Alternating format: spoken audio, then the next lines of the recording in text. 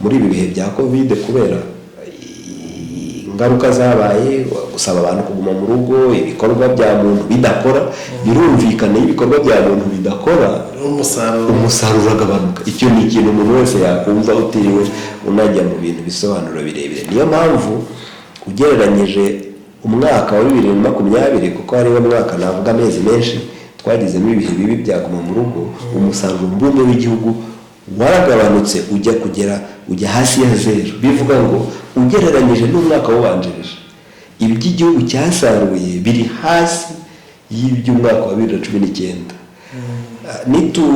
Niturangiza uyu wa 2020 turiho turangiza, nabyo wagereranya 2021 hari ikinyuranyo. Biragaragara ko bizaba byiza kurushaho kuko twakoze, haba ingano y'amasaha, haba ibikorwa bitandukanye byasubiye gukora. Umwenda ushingiye ku cyizere.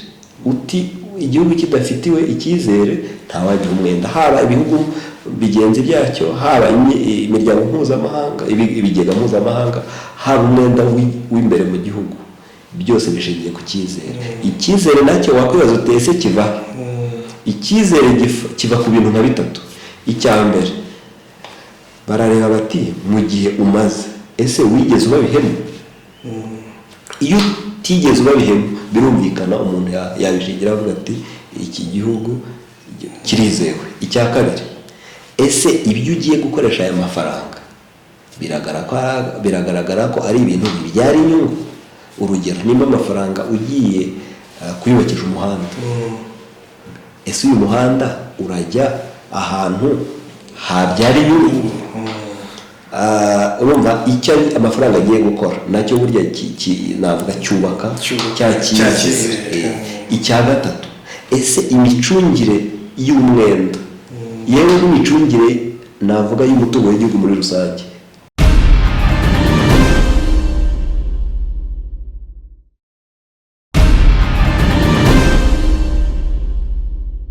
Ishya n'ihirwe kuri mwe mwese mudukurikiye kuri The Future TV, muri impande n'impande, hirya no hino ku isi, ndetse cyane cyane no hano mu Rwanda rwacu, mu Rwanda rwiza.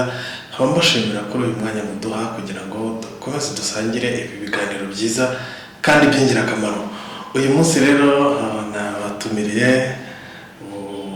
inararibonye mu bijyanye n'ubukungu kugira ngo tugirane ikiganiro cyane cyane gishingiye ku magambo menshi amaze iminsi atambuka ku mbuga nkoranyambaga ajyanye n'ikijyanye n'inguzanyo leta y'u Rwanda yagiye ifata cyane cyane nyuma y'uko tugize icyorezo cya COVID-19 kitugezeho hano mu Rwanda. Iyo nararibonye rero mu bukungu ni Teddy Kaberuka. Karibu kuri The Future TV Teddy. Murakoze cyane. Twanezerewe ko bakira. Murakoze nanjye nishimiye ko mwantumiye ngo tuganire. Teddy, kuri iki kintu kijyanye n'inguzanyo, abantu bamaze iminsi bibaza bati leta irimo irashyira umutwaro ku baturage, nta baturage bazishyura izi nguzanyo, ugasanga barimo ese leta ntiyagakwiye kuzireka igashaka ubundi buryo. Icyo kintu nicyo nifuje ko twaganiraho. Nagira ngo dutangire dusobanurira abantu, iyo umuntu avuze umusaruro mbumbe w'igihugu aba avuze iki? Murakoze cyane.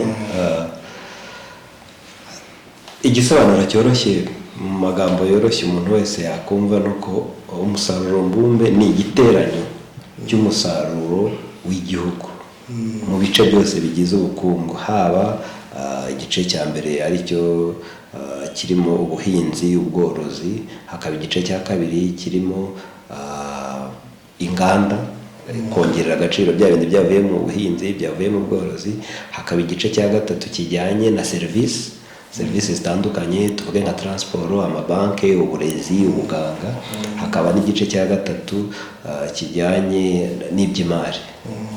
Ibyo bice byose rero iyo biteranyije hamwe buri mwaka ushobora kuvuga ngo igihugu umusaruro ungana gutya.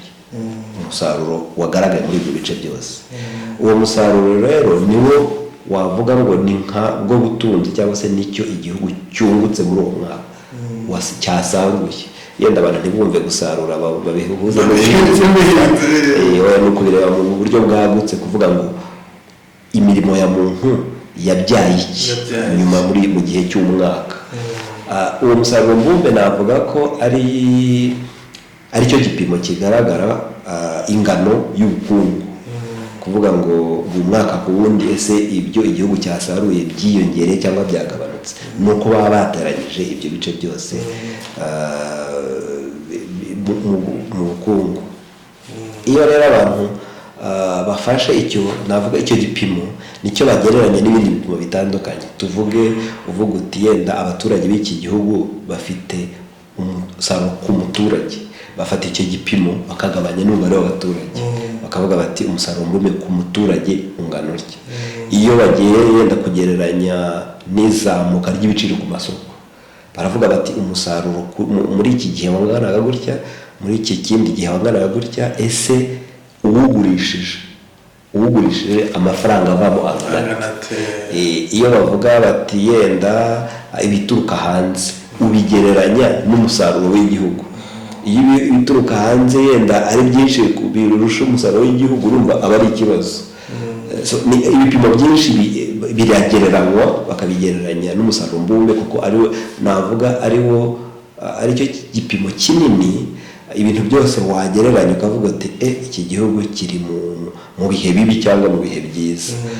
Ariko nk'icyo yenda umuntu yahita asobanura ni uko muri ibi bihe bya covid, kubera ingaruka zabaye, gusaba abantu kuguma mu rugo, ibikorwa bya muntu bidakora, birumvikana iyo ibikorwa bya muntu bidakora umusaruro uragabanuka. Icyo ni ikintu umuntu wese yakumva utiriwe unajya mu bintu bisobanuro birebire. Niyo mpamvu ugereranyije umwaka wa 2020, kuko ariwo mwaka navuga amezi menshi twagizemo ibihe bibi byaguma mu rugo, umusaruro mbumbe w'igihugu waragabanutse ujya hasi ya zero. Bivuga ngo ugereranyije n'umwaka wabanjirije, iby'igihugu cyasaruye biri hasi y'iby'umwaka wa 2019.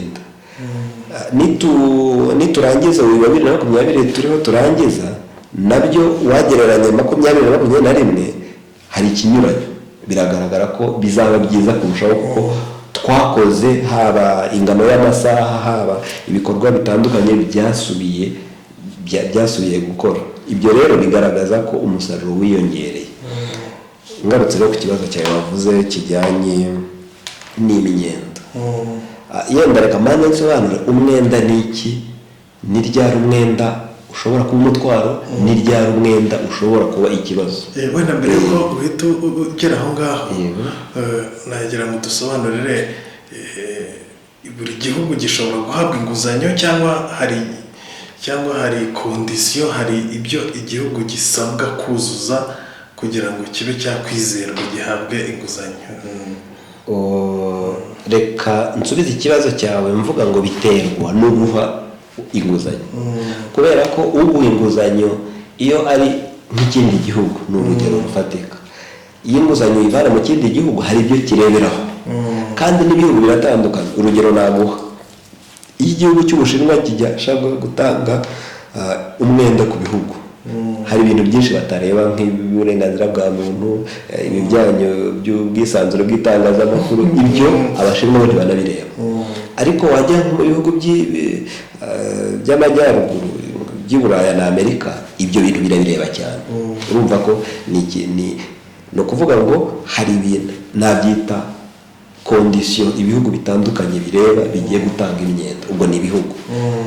Ku bijyanye n'imiryango mpuzamahanga, urugero nk'ikigega yenda cy'Abarabu, ikigega gitsura amajyambere ya Afurika, ibyo bigega byo bireba nimba icya mbere igihugu gifite umushinga ujyanye na priorite yabo, icyo ni icya mbere.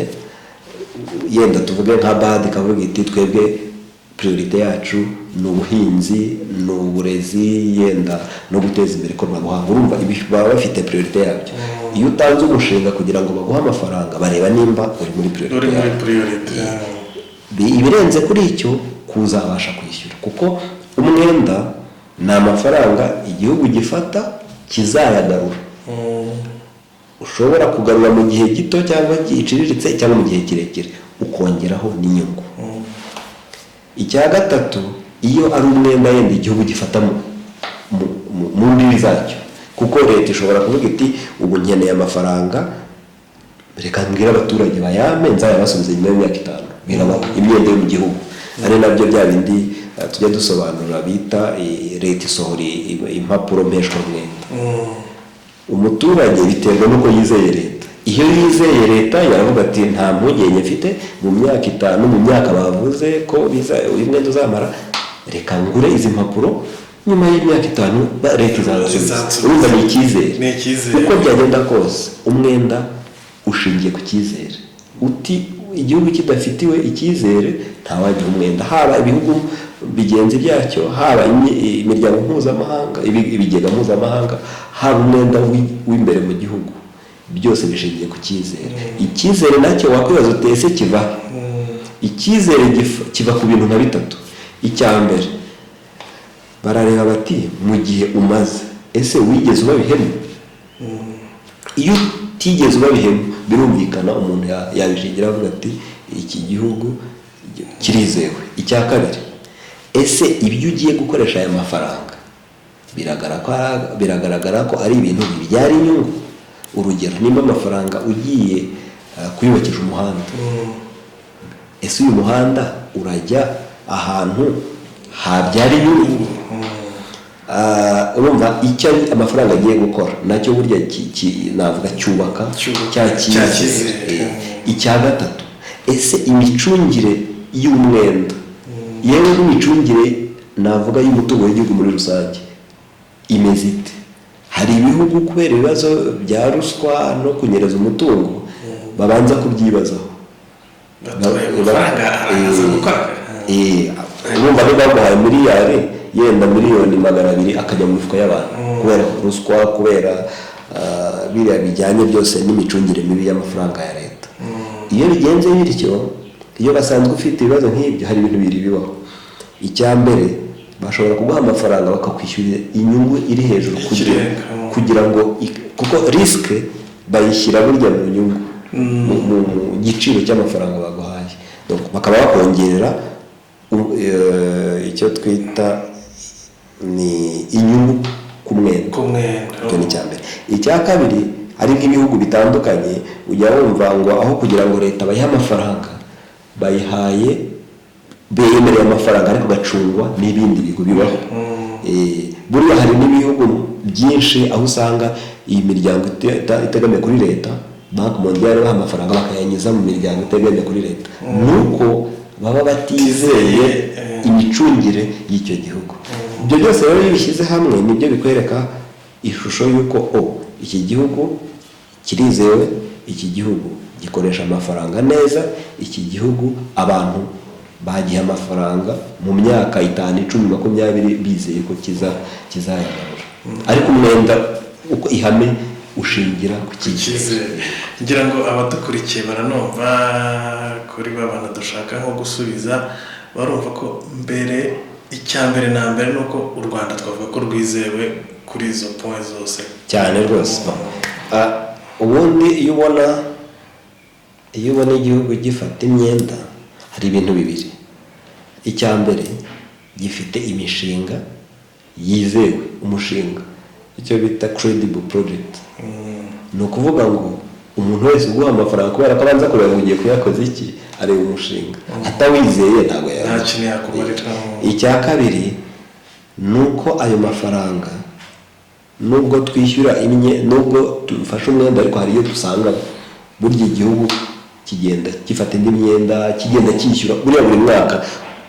Usomye ingengo y'imari ya leta, hari igice kigaragaza amafaranga buri mwaka yishyurwa buri mwaka yishyurwa. Bigaragara rero ko nubwo leta ifata imyenda ariko yishyura, yubahiriza amasezerano y'inguzanyo asanganywe n'ibindi bihugu. Niyo mpamvu nabyo bidatinya n'imiryango yenda y'ishoramari. Reka hari igisobanuro nashaka gutanga kijyanye n'umwenda ubwawo. Umwenda nk'uko nabivuze ufite ufite amasura abiri. Hari isura umwenda ukubera igisubizo cy'ubukungu bwawe, hari n'isura umwenda ushobora kukubera umutwaro. Reka mpere ku cya mbere, ni ryari umwenda ukubera igisubizo? Iyo amafaranga usabye uyakoresheje neza ukayashora mu mishinga ibyara inyungu. Urugero, ugiye muri banki bakaguha amafaranga ukubaka inzu ukayikodesha, ni poroje nziza y'ubukwe. Ugiye muri banki ugafata amafaranga ukaba wakubaka uruganda. Urumva ni umushinga ubyara inyungu, izo nyungu zishobora kwishyura. Na leta tuyirebere muri urwo buryo, kuko leta ni economic actor. Nk'uko umuturage ashobora gufata umwenda, ni nako leta ifata umwenda. Leta iyo ifashe amafaranga ikayashyira mu bikorwa cyangwa mu mishinga y'iterambere, ni nako bayita. Imishinga y'iterambere niyo ifasha abaturage gukora ibibyara inyungu, bakishyura umusoro ukishyura ya myenda yishyura. Ni ukuvuga ngo rero leta mu bushobozi ifite iravuga iti, niba nshaka kubaka imihanda, urugero ibirometero 100, yenda amafaranga nsanganywe ntago ahagije. Ikikora ni iki? Iravuga iti, kubera ko uyu muhanda tubona ukenewe, reka dusabe inguzanyo bayaduhe tuwubake, kuko tuzi ko ibi bice byose umuhanda uzanyuramo ibikorwa bibyara inyungu biziyongera. Umuturage wejeje igitoki azagishyira kuri wa muhanda gihita kijya ku isoko. Umuturage ufite umurima wa karoti azashyira ku isoko. Urumva byazamuye ubukungu, byazamuye ububasha bw'umuturage. Umuturage iyo yazamutse yishyura umusoro, yakwishyura umusoro, leta ikabona hivana. Ni iyo sano hagati y'umwenda, ibikorwa bibyara inyungu, kuzamura ubukungu bw'umuturage no kubona umusoro wakwishyura ya nyungu ya wa mwenda. Ikibazo kibamo ni ikihe? Niyo umwenda wacunzwe nabi. Urugero, nimba wari ufite umwenda yenda wa miliyari 1 yo kubaka umuhanda, ugasanga bawubatse umuhanda yenda bibigemo nk'10%. Icyo cyo ni ikibazo pe. Cyangwa se umuntu ugasanga bubatse umuhanda yenda ntibashyizemo ibiraro. Cyangwa se bubatse, tuvuge hari inganda tujya tubibona n'umugenzuzi w'imari hari ubwo ajya bivuga, akavuga ati hari uruganda bubatse ariko ntirukora. Urumva icyo ni igihombo. Haba amafaranga yafashwe n'umwenda, haba ari amafaranga yafashwe no mu isanduku ya leta, n'ubundi ni igihombo. So icyo navuga ni uko umwenda yufashwe ugakoreshwa neza, umwenda uzamura ubukungu haba ku muturage no kuri leta, kuko ari iba yafashe umwenda. Rero ni ryari umwenda uba ikibazo, uba umutwaro? Icya mbere, niyo ari umwenda ufashwe utagiye mu bikorwa bibyara inyungu. Nawe fata urugero rusanzwe, ugiye kuri banki yenda ikaguha miliyoni 1 y'umwenda, aho ukayafata ukajya mu kabari ukayanywera, bizagenda bite? Urumva uwo mwenda ukubereye umutwaro. Nukuvuga nimba ufite inzu iruhande, banki izabura ubwishyu iyiteze.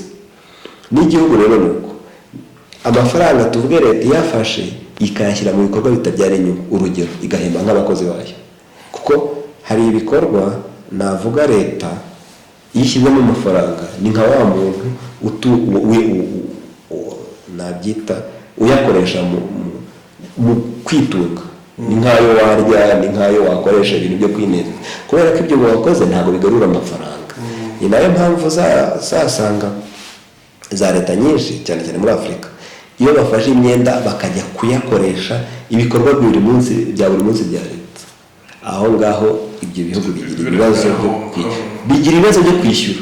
Kuko iyo urugero ufashe amafaranga y'umwenda ukishyura amazi n'umuriro wakonsomye, ukagura impapuro, ukagura karabira y'imodoka za leta, byagorana kugira ngo ayo mafaranga azabone uko agaruka. Ntabwo byakunda. Ariko ufashe amafaranga ukaba wakubaka ikigo nderabuzima, ukaba wakubaka amashuri, ukaba wakubaka umuhanda, icyo ari cyo cyose kibyara inyungu. Gishobora kutabyara inyungu umunsi ku wundi, ariko abaturage bagituriye bagikoresha bakunguka. Iyo umuturage yungutse yishyura umusoro, yakwishyura umusoro leta ikaboneraho. Buriya ibihugu byose ku isi, hafi ya byose ku isi bifitiye inguzanyo, ariko aho leta zivana ubushobozi kwishyura inguzanyo ni mu misoro y'abaturage, kuko za nguzanyo ziba zarafashije kuzamura ubushobozi bw'abaturage.